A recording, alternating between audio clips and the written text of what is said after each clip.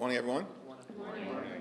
Today's inflation numbers of 3% year over year confirm what hardworking American taxpayers already know, that Donald Trump and Republican policies are making life too expensive in the United States of America.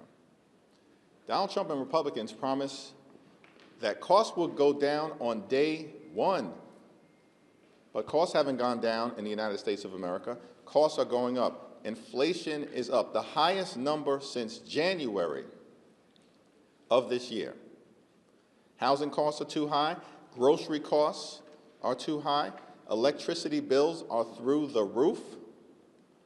And now, because of the Republican refusal to extend the Affordable Care Act tax credits, tens of millions of Americans are receiving notices right now that their health care premiums are about to skyrocket. In some instances, everyday Americans are going to pay $1,000 or $2,000 more per month. That is unsustainable in an environment where people are already struggling to live paycheck to paycheck, can't thrive, and can barely survive. We need House Republicans to come back to Washington, D.C. End your 4-week vacation. Enough already.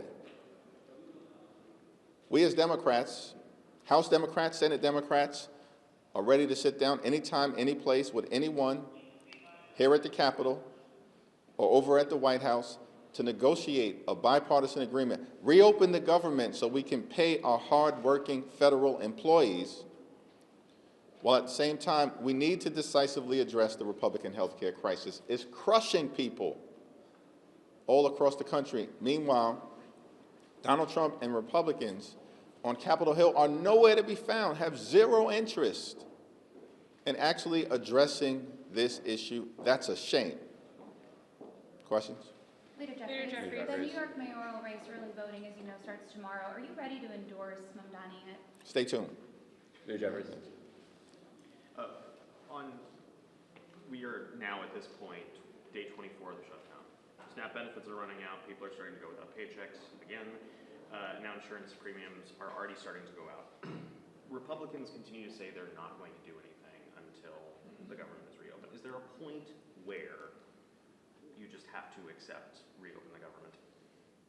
The problem that the country confronts right now is that Donald Trump and Republicans decided to shut the government down.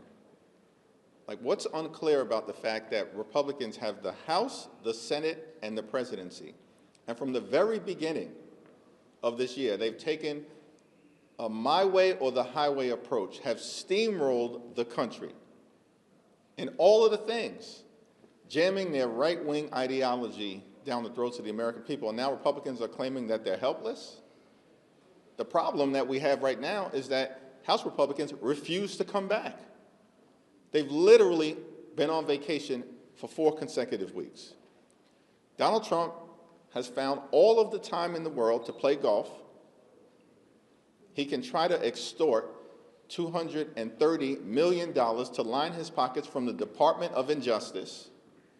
Somehow the Trump administration found $40 billion to bail out a right-wing wannabe dictator in Argentina, but can't find a dime to extend the Affordable Care Act tax credits in order to make life and health care more affordable for hardworking American taxpayers. And Donald Trump is demolishing parts of the White House in real time. Why? So he can construct some gaudy ballroom where he can be celebrated as if he was a king. All of this has been happening during the 24 days of the Trump Republican shutdown.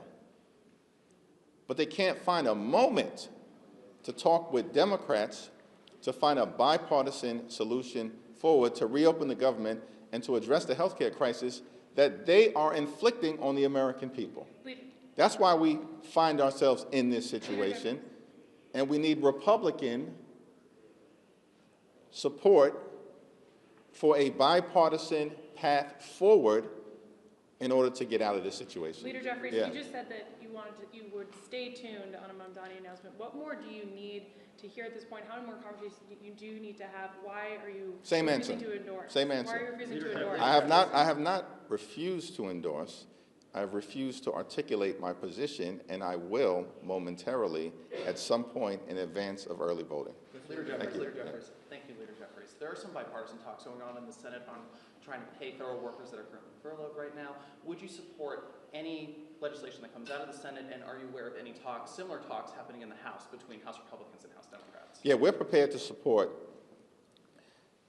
any bipartisan legislation that comes out of the Senate that is designed to decisively address the Republican health care crisis, reopen the government, and enact a bipartisan spending agreement that actually makes life better for the American people.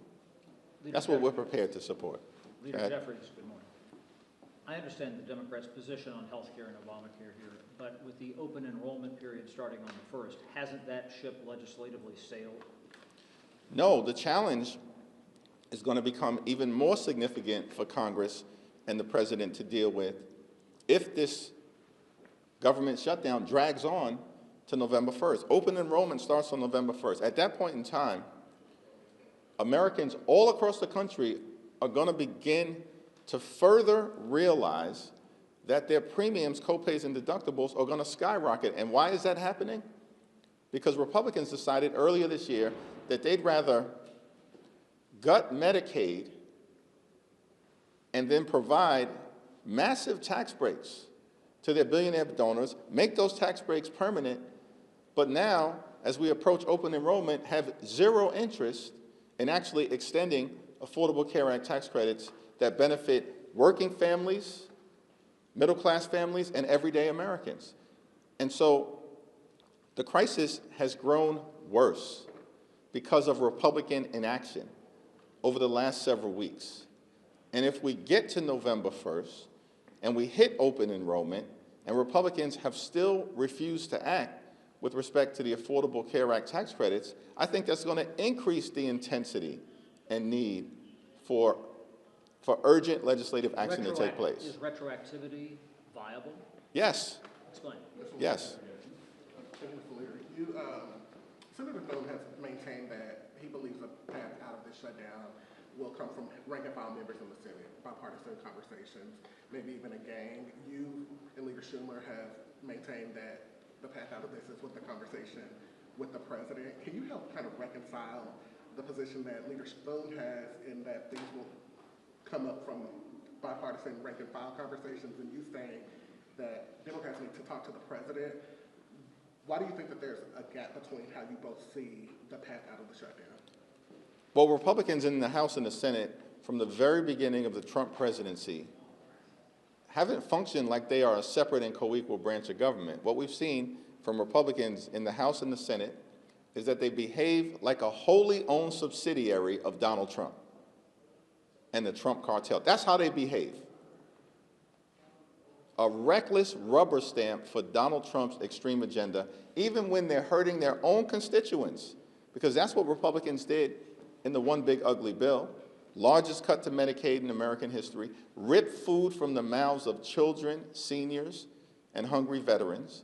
And as a result of Republican policies that they rubber stamped, what we've seen is that hospitals, nursing homes, and community-based health centers are closing in their own communities. And they can care less, because when Donald Trump says jump, they simply respond, boss, how high? That's how Republicans have operated during the entirety of this presidency. And so, of course, our position has been, and I said this directly to the president with Johnson and Thune right next to me, this does not get resolved until you decide to give permission to Republicans on Capitol Hill to negotiate a bipartisan resolution. Jeffries. Thank you. What is your reaction to now the third strike against suspected drug boats in the Caribbean just this week? Well, it certainly is the case that we need to see the information from the administration justifying these strikes, both in terms of substance, and in terms of the legal authority that they believe authorizes them in the absence of congressional action. Part of the problem that we have with House Republicans being on vacation for the last 4 weeks is that we don't even have the opportunity for the House to be briefed in its entirety on matters of domestic policy, and in this particular instance, on matters of national security, because House Republicans are gone. It's extraordinary. They've been on vacation for 4 weeks. They're getting paid for doing nothing, and then House Republicans are forcing hardworking federal employees to either be furloughed without pay or to work without pay, while they've refused week after week after week to show up. Mike Johnson needs to bring Republicans back now. Enough. This is ridiculous. Lady Jeffries. Yep. Thank you, Leader. So you just said that Republicans are hurting their own constituents, and I understand that SNAP is a broad issue that affects millions, but in your home state alone, 3 million people are expected to lose their benefits next month.